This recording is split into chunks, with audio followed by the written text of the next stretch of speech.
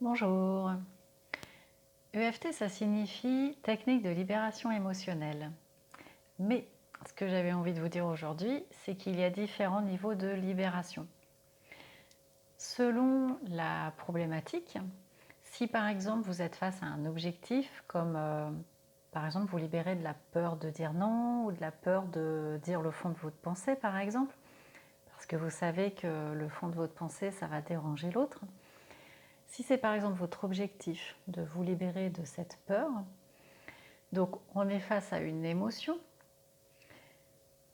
mais là il va falloir utiliser l'EFT en fait sur les événements passés qui ont créé cette peur.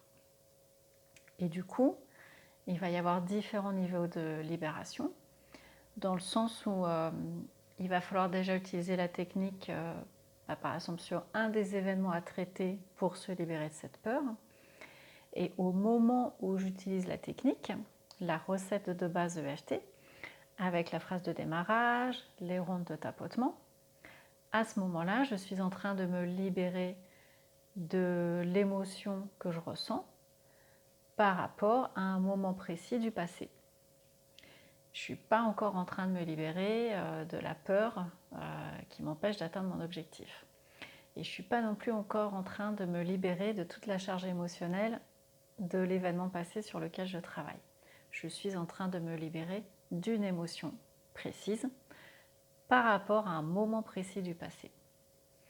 Ça, c'est la libération déjà avec un petit L. Le niveau au-dessus, c'est de me libérer de toutes les émotions que peut m'amener cet événement passé.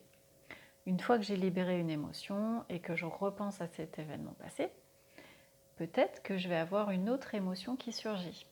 Eh bien, je recommence, j'utilise de nouveau la recette de base, ma phrase de démarrage, les rondes de tapotement, pour me libérer de cette nouvelle émotion. Une fois que je peux repenser à cet événement passé sans qu'il y ait d'émotions qui surgissent, je peux me dire que je me suis libérée de la charge émotionnelle liée à cet événement. Donc ça, c'est déjà un autre niveau de libération.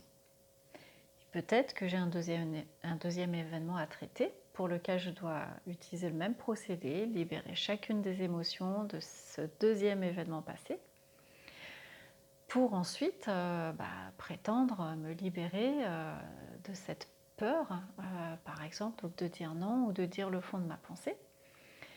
J'ai peut-être aussi une étape de travail aussi par projection, de m'imaginer dans une situation où je dis non ou alors je dis le fond de ma pensée.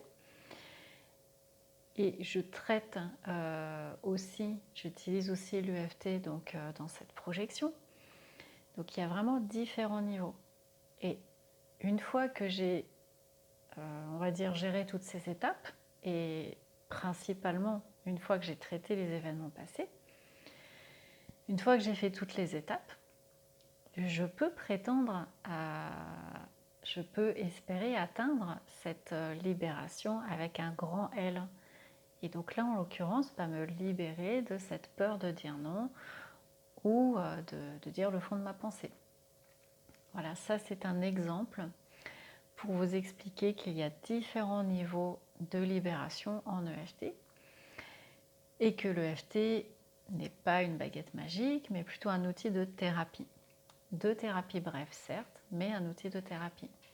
On ne va pas faire de l'EFT comme on va faire un massage bien-être. C'est vraiment quelque chose qui nous amène en fait peut-être à faire ressurgir des émotions même dont on n'avait pas conscience et qui peuvent même éventuellement être fortes. Parce que d'ailleurs dans cette libération émotionnelle, on ne libère pas que des émotions dont on a conscience. On va aussi du coup faire remonter, la technique va faire remonter des émotions dont on n'avait pas conscience. Donc on peut même être surpris de ce qui peut se passer en fait et de ce qui peut surgir. Donc c'est comme ça que se passe la libération. Il y a ces différentes étapes, c'est différents niveaux de libération. C'est ce que j'avais envie de vous dire aujourd'hui. Donc l'outil peut être utilisé en autonomie, mais avec certaines limites. Quand l'émotion est très forte, quand la charge émotionnelle est très forte, pardon, mon chat fait des petites bêtises. Quand la charge émotionnelle est très forte, ou alors quand il faut aller traiter des événements du passé, je vais lui donner la feuille papier. Elle sera contente. Voilà. Quand la charge émotionnelle est très forte, ou alors quand on a besoin d'aller travailler des événements du passé qui sont à la source de nos problématiques et de notre émotion actuelle, il faut se faire aider, se faire accompagner par un professionnel. Voilà. C'est ce que j'avais envie de vous dire aujourd'hui. S'il y a des questions, n'hésitez pas. Si vous voulez plus d'infos, vous pouvez aussi consulter mon site internet dont le lien se trouve dans la description de la chaîne. À bientôt!